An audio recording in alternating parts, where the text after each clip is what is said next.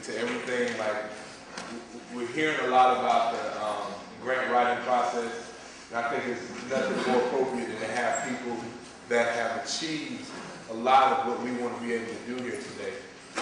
My name is Kevin Jenkins. I'm a PhD student in my second year, going into my third year in health services research, management, and policy. And I also work in the graduate school. That's where my assistantship is. So they've kind of let me cheat a little bit and have a more active role with the planning of this conference. So a lot of the things you're seeing are things that we beg for in the office as students. So I hope you guys have been able to have like a good time. I hope this is fitting what you've been looking for, and so on and so forth. So this is, they listen. So as Dr. Alexander said, last year we had roughly 210 students. The year before that was 100. This year we've doubled, and we're just under 400 people that have registered for the conference. And we can pretty much see folks just kind of smattering when they feel like it. So I know lunchtime will apparently be the traffic jam again. So, but we have 3 winners who I'm going to allow to introduce themselves. I'm going to just start off by asking a couple of questions to them, and then from there we want to just open it up. I know as far as time is concerned, we want you to be able to ask as many questions as you can. So I'm not going to really stand in the way of it, so we can just get at it. But I'm going to ask like 2 questions. Is that cool? I'll ask y'all 2 questions to get started, and then we'll go at it from there. So introduce yourself and let's get it. I'll go first. Okay. Hi, everybody. My name is Kristin Grant. I am, as it says in here, I am a National Science Foundation Graduate Research Fellowship winner. So I won in 2000 and, well, 2 years ago, 2009-10. And I put it on hold for a year, and I am currently on it right now. I'm in the computer science department, PhD program. I'm in the database research lab. Yeah. Hi, my name is Swati Patel. I'm here mostly to talk about the Fulbright scholarship, which I did my Fulbright year in 2010. So, and I'm in the biology department. Hi everyone, my name is Damit, and I am a National Science Foundation Graduate Research Fellowship winner, just like Christian. I'm going into my 4th year. I expect to graduate in about a year, although my advisor thinks differently. I am in the Department of Environmental Engineering Sciences, and I'm studying air pollution. Okay. So as far as beginning the process, I'm getting to use my interview. I'm a former reporter, so I feel like I'm back here. But as a part of your process in writing the grants, can you talk about, I guess, some of the things we heard this morning about the fear aspect? I mean, a lot of us sit down and we look at all this stuff, and it's fairly overwhelming, I think. So can you talk about how you approach the grant process and shutting up the little bad voice on that left shoulder telling you you're scared? I'll start. Well, the Fulbright application it's very large. There's lots of different components to it. I think the best thing to do is start early. I started like a year before it was actually due, almost, just trying to figure everything out about going.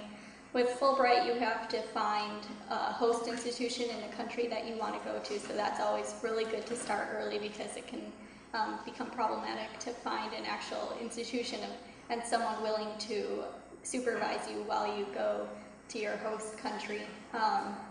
So yeah, start early. That's a big thing for me, at least it was. And then if you break it down into pieces, it's all doable. So it can seem overwhelming at first, but if you just work on one particular part at a time, like one essay at a time, eventually it gets done, I think.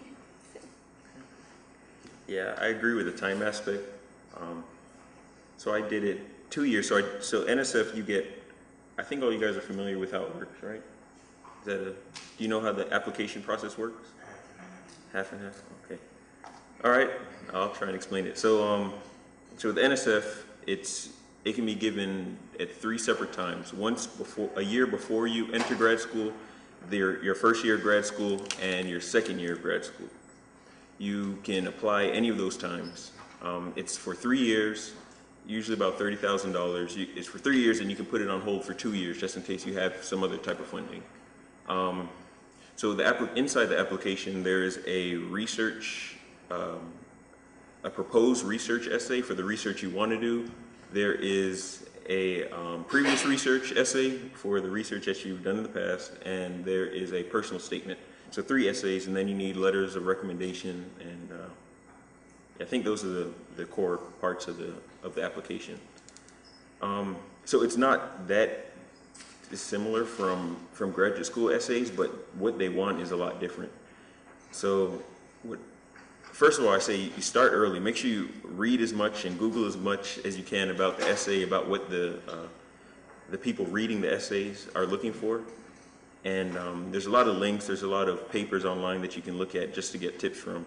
So start early and get a lot of feedback. So if you can talk to your professor or talk to some professor in your department, ask them to look at your essay, give you some good feedback about it, about your writing style. I would say that helps. So I did it the first year and I didn't even get honorable mentions. Okay, so you can get honorable mention or get the reward or get nothing. It's scored on, like, I guess bad, good, very good, and excellent, or something like that. So, yeah, my first time I got it, I got some very goods, and I still didn't get an honorable mention. But I did that the first year, and then I changed it, cut a lot of the fat out, rewrote it the second year, and got it, and was awarded it. So I spent a lot of time on it, like during the summer. So if you're planning to apply this fall, you should probably start right now. You probably should have started already, at least thinking about it with an outline. I think that helps. If you start really early, the fear process goes away, and it's more of you want to hurry up and get it over with by the time the deadline comes. Sure. So I don't really think there's a fear aspect because when you're applying for this, you really don't have anything to lose. So you should try your hardest, but I mean it's not like life or death type of situation. So there should be no fear, right? One thing, like everybody else recommended, is you got to start early. And I mean, not even just starting early is good enough. For example, if you're going to try to apply for this fellowship, it's very competitive. And so just even starting, you need to have publications and presentations even beforehand.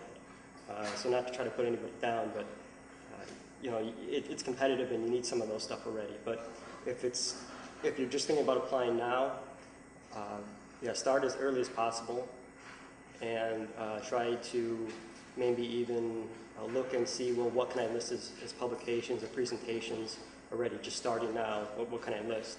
And I think that would be very helpful. So I have one more thing to add.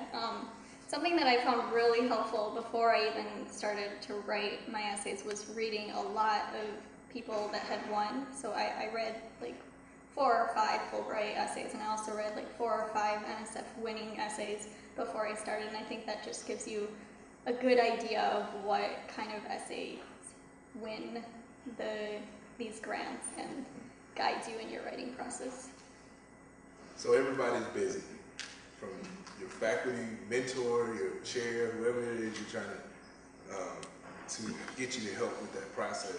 How did you manage not only your time but their time and do it in a general way? It's similar to the dissertation process or thesis process if you've been through that part where you're trying to get a chapter back and they're not responding or whatever. So how did you manage not only your time but theirs?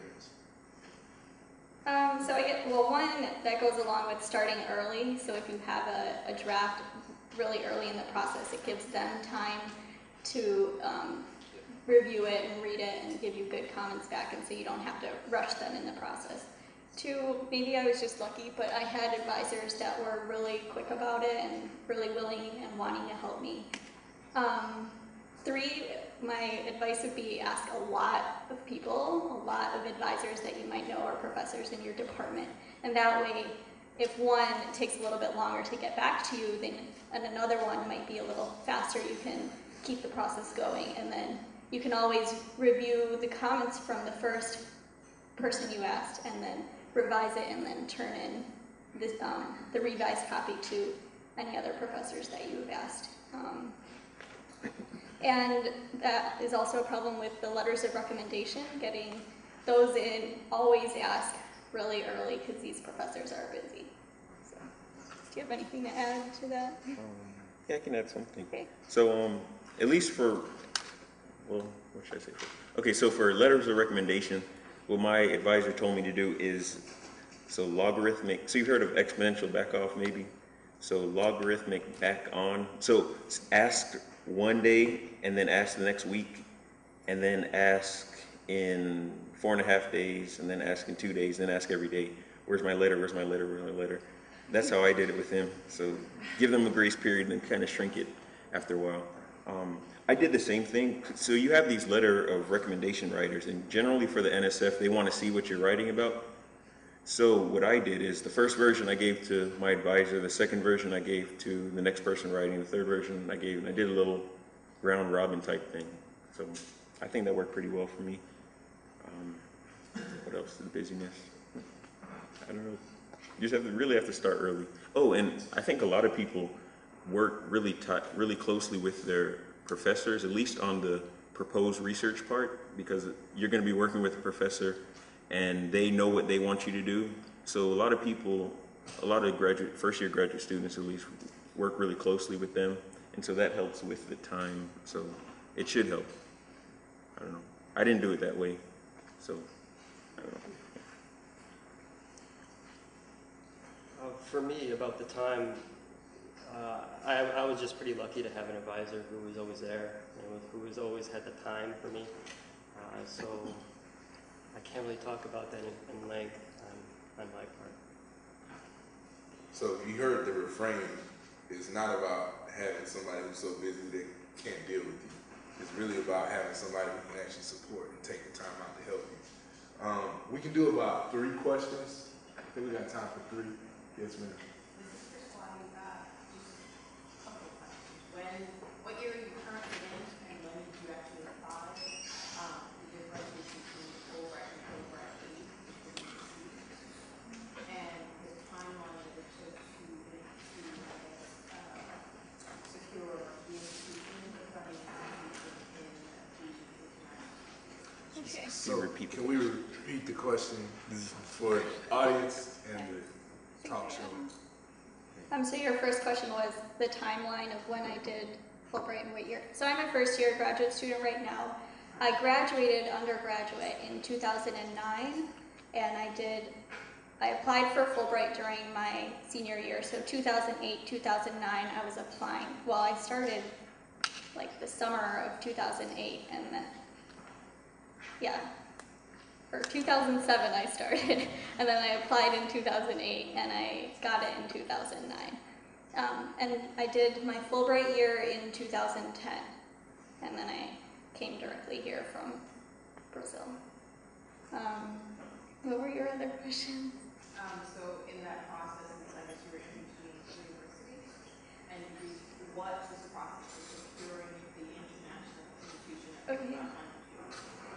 So my first step was to secure a host institution in my country that I wanted to go to.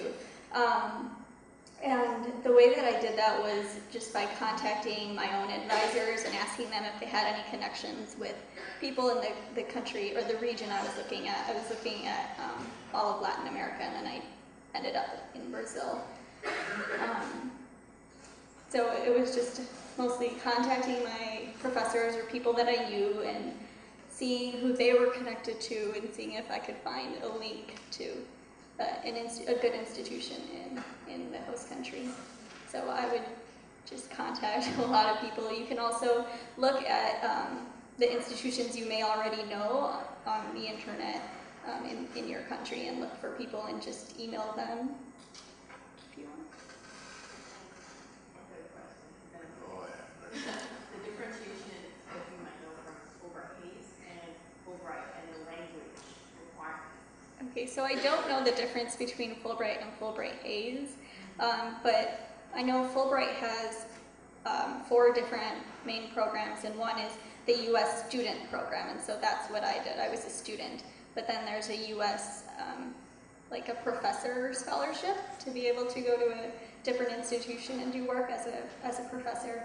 And then they also have the reverse, so any international student that wants to come to the U.S. So those are the 4 main programs. The language requirements differ depending on the country. Obviously, if you go to UK, you have fulfilled the language requirements. Brazil had a Portuguese language requirement. All I had to do was get an evaluation from, or a letter, it's similar to a letter of recommendation from my Portuguese teacher from my university. Some other institutions require tests, so, I mean, some other countries require tests. So it depends on the country, and you can find that information out on the website. Yes. Can you guys give some examples of the broad impacts on what intellectual merits think you guys wrote about, or kind of things you decided they really approved of? Repeat the question. Yeah, sure. So repeat the question. So this gentleman is wondering about the broader impacts and the technical aspects, what you should consider when writing.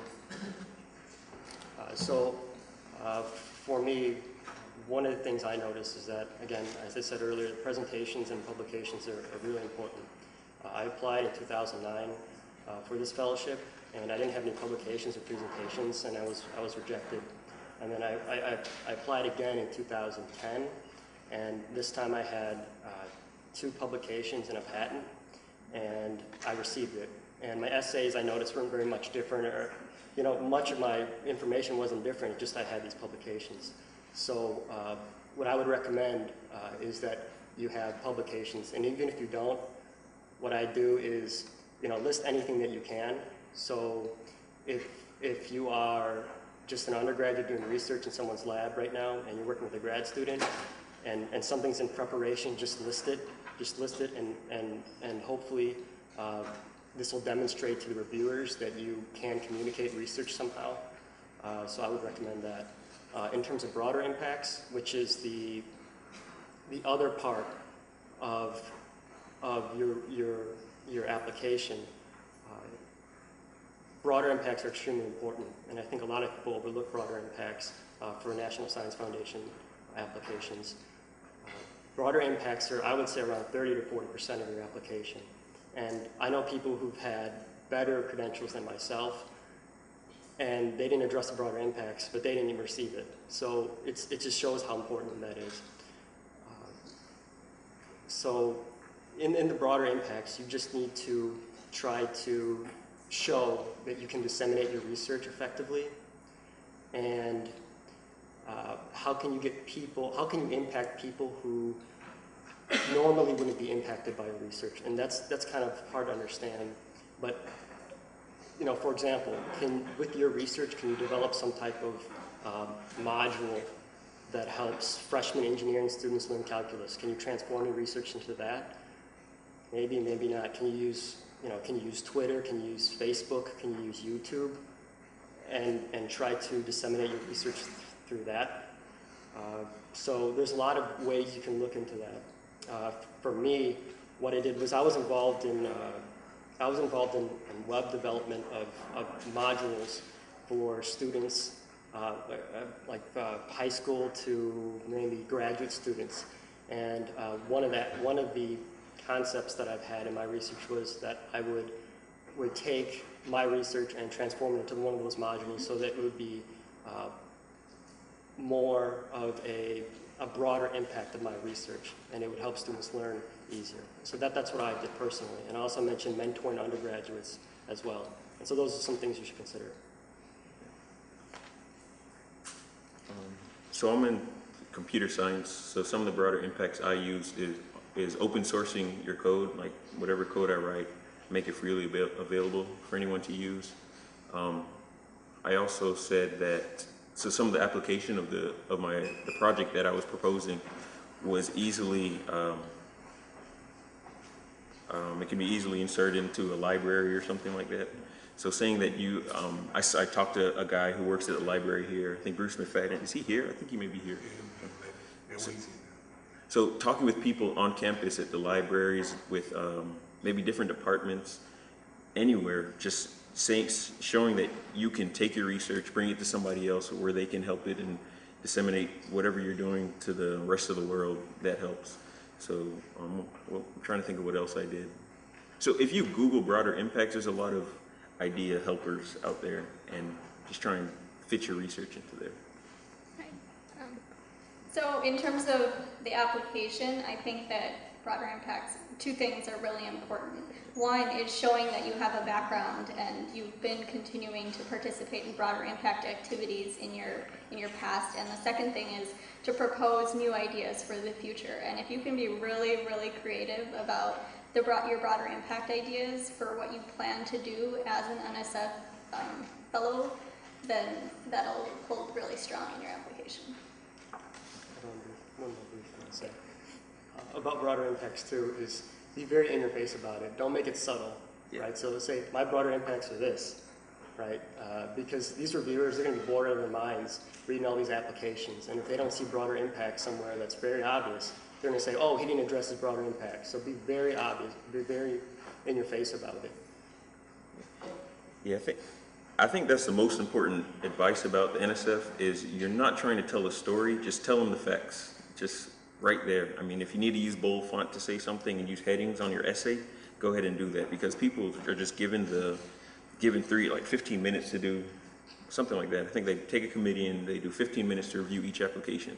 So there's no need to play around and, I don't know, write any incantations or anything like that. Just say whatever you need to say. I'm ready to go. All right, so we got about probably 4 minutes left, and I already know lunch is upon us, and we can't be late for lunch. So this is our last question. Did you apply for multiple grants or scholarships at the same time for the same year? And if so, what was the experience of trying to manage those and the different letters of recommendations all at the same time? So no, I didn't. I applied for one at a time. So I did Fulbright in 1 year, and then I did NSF the year after. Did any of you guys? Yeah, just to repeat the question was, did any of us apply to multiple fellowships? So I planned to, but it didn't end up happening. I think the DOE, Department of Energy Fellowship is really similar to the NSF, but I think letters of recommendation I didn't tell my letter writers early enough, so I'm like, I don't want to bother them. I'd rather them write good letters on one fellowship than write angry letters on two. So I just did one. Yeah, I applied for 3 fellowships. So I applied for the NSF fellowship, the DOE fellowship. I applied for that. I was rejected from that. I applied to a Ford fellowship, which is specifically for minority students. What I would recommend is that you don't need to think about them as really different, because all the essays are the same. Obviously, I didn't win the other 2 fellowships, but all the essays are very similar. So you really just need to concentrate on having a good research proposal and plan, and then just try to put it into each one of those applications. The recommendation letters are almost identical too, so you just need to get your recommenders to send those recommendation letters to all 3 applications. Okay, so I was wrong. Apparently it ends at 12:30. Oh, anytime. But do y'all still have questions? That doesn't mean anything. But I mean, if you still have questions, we can go through it. But I guess my stomach is talking. That's what it is. What's the question? Any more? I think our room is, yes, sir. Could you guys just, I guess if there was one important takeaway, if it was something you could leave these guys with in terms of the most important thing to focus on, would you speak to that? Sure, I'll go first. So we have half an hour left? You don't have to take that Just long. kidding. I'm just kidding. What? So the most important takeaway message I would give is write for your audience. So that's extremely important. So the people that review your applications, these people they're experts in their field, but they're not necessarily experts in your field. So if you have a lot of technical vocabulary that nobody's going to understand, that's not very good for your chances, right? So they're just going to go over that and not really understand what you're trying to propose. And so, write for your audience is probably the most important piece of advice I would give. I think my biggest piece of advice would be read a lot of winning essays and see what what kind of essays win. That's what I did. And also get people to review it that have won in the past. So if you know other people that have the grants that you're applying for, then get them to review it because they obviously know what also makes a good essay. So I would say, well, two takeaways I think are important. One, they're looking for somebody who has a track record of success. So you need to do something before you start. Like Brian said earlier, you need to do something before you do the application. You can't just get into grad school because everybody's getting into grad school. You need to do something more, show that you're competitive. And that starts way before. And the second one is show that, so you need a good plan. So that takes, so I've helped some people with essays, and a lot of times what people do is they write something that sounds good to them, but isn't really technically important or isn't something that's like grant worthy. Like, have you seen the show Shark Tank? Some people have great ideas, but they're in the wrong, have you seen, do you guys know the show Shark Tank? Have you ever seen that? Oh man. They won't be on Some next people year. have. They won't be on next year. You know. This is second season. So what it is, people come and they have these business ideas and they come and propose their business ideas to a group of sharks, and the sharks choose whether or not to invest in it. You can think of your application like the same way. You're taking your ideas, bundling them up and showing them to somebody for 15 minutes for them to look at and read and choose whether or not to invest, $30,000 for you for, 3 to 5 years. So writing to your audience is important, but they need to see that what you're going to do is actually important. Not just important to you, but really important to both the field and to the general audience. So what I did, I read a lot of papers. Like at the end of a lot of conferences, at least in the computer science field, people have future work and conclusions. So I looked at a lot of future work sections and saw what's upcoming. Like what are the new trends coming up for this upcoming year, and so my essay ended up being real future focused and relevant because people are talking about it. So yeah. When you guys gave your essays to your PIs to review, did they actually end up trying to write portions of it for you? Like, so you wrote this weirdly, let me write this for you. Did they ever do that to you?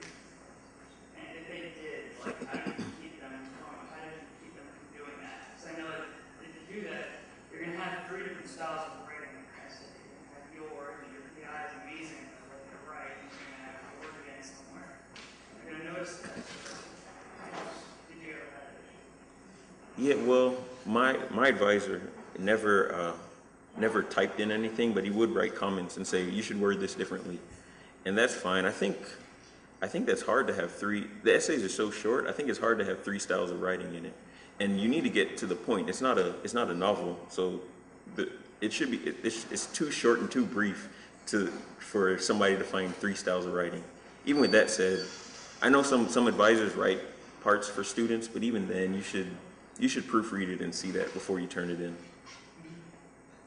Yeah, I would say that Should repeat the question. the question was, how do you deal with the problem with your PI editing your paper if they're editing full sentences and then you have like a style and writing conflict throughout the paper? I would say the final copy should be yours and your writing, and so as much as you can, do ask the PI or your advisors to only comment on the side instead of actually editing the text.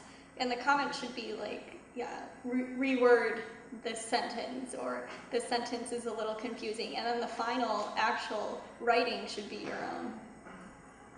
Do you have anything? No? Any more questions? Does that answer it? Okay. Great analogy about the Shark Tank, by the way. It's Cool. There was 2 people who watched that show. It's a good show. It's on Hulu too if you want to watch it. So, question on the infamous writer's block. Have you ever had it, and how do you get over it?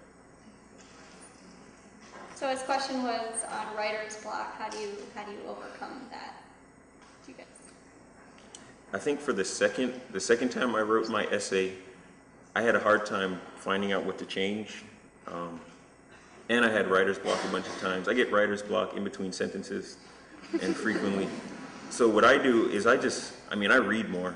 So if I don't know what to write, I either just go away and read more background stuff, but I don't know. It's kind of chronic disease. Yeah. So one suggestion that I've heard that sometimes works for me is to start with a paragraph other than the introduction. So if you start with your, maybe if you have like a method section or some other section that you're more familiar with, sometimes method sections can be easier to write, I think. So that's one approach. Oh, I know what I do. I outline a lot before I do stuff. So like you said, I put all the sections in there. And then if I don't know where I'm going with something in one section, I jump to the other section and continue there. Or I just outline more and more and more until I can turn that outline into a paragraph. I really messed y'all up by saying 12 o'clock because y'all are ready to roll. It's like that one person when the teacher says she's gonna let out class and then somebody asks a question like Melody. There's two. Oh, Melody, yeah. One of the things that I've been noticing is that most of the people, these are all pre-doctoral, so usually you're not anywhere near the dissertation or you haven't taken the quals. So to what extent and how specific were your proposals? Were you how did you effectively specify an area of research without really having a specific topic or, how deep did you go in and were able to successfully do Sure. So the question was, how specific did we get in our research proposals? Because most of these are pre-doctoral and we haven't gone far, so how do we know what to write before you've, written it, I guess? So I guess I applied for NSF before I even started graduate school and had no idea what I was going to do research on except for evolutionary biology, which is obviously a really large field. So I just picked a topic and I learned a lot about it and I developed a proposal of research questions that I could potentially ask in that more specific topic. But then I got to graduate school and I think it's really flexible about what you actually do in graduate school as opposed to what you propose to do. So I'm not exactly doing what I had proposed to do, even though my proposal was somewhat specific. And are you able to change that throughout the course of your study? Yeah, so it's pretty flexible. If you read the NSF guidelines, they say you can change your proposal or the research that you're doing. You're supposed to talk with the NSF representative on campus, and then she can judge whether it's still within the guidelines or not, and if it's not, then you might have to go to the next NSF director to ask about switching. But for the most part, it's been really flexible for me. Do you guys? Sure. So for me, I already had 2 years in my PhD, so I used some of what I had then to formulate some type of research proposal. These research proposals are very important because the reviewers, if it's really weak, your hypothesis is weak, and your plan to carry out your experiments is weak, they'll see right through it, right? So it needs to be pretty strong. In your case, are you an undergraduate or a graduate student? Or? No, I'm a first-year doctoral. I just finished my first year. Okay, so generally, do you have an advisor? Yeah, so you have some idea what type your field is, and so you can just run ideas by him, or maybe he can even suggest an idea, which is what happened in my case. He or she can suggest an idea for you. Well, I think the concern is that, I think everybody has a general topic, but if I think the concern is whether or not to go too specific, because then you're locked into that. But if it's flexible, then it's a little bit more encouraging.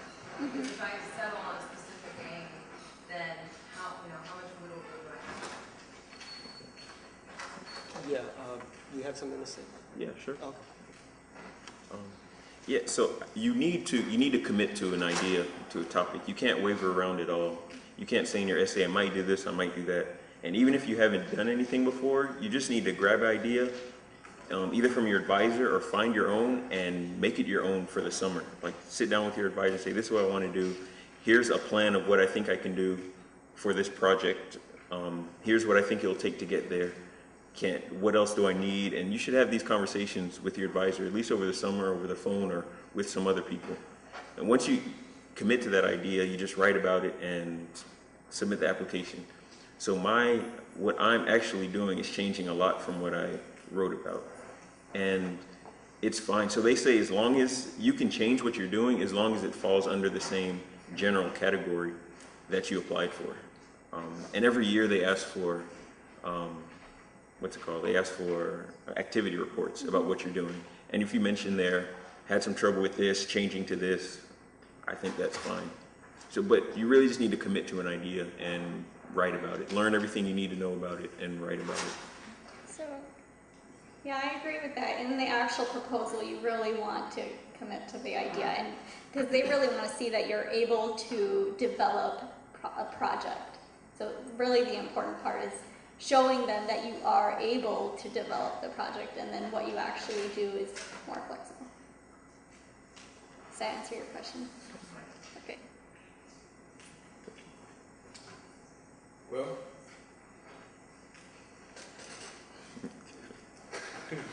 I'm scared to say it because my boss is sitting right over there. But we're done. Are we done, Dr. Alexander? We can be done. So I'll just... Okay. Thank you, guys.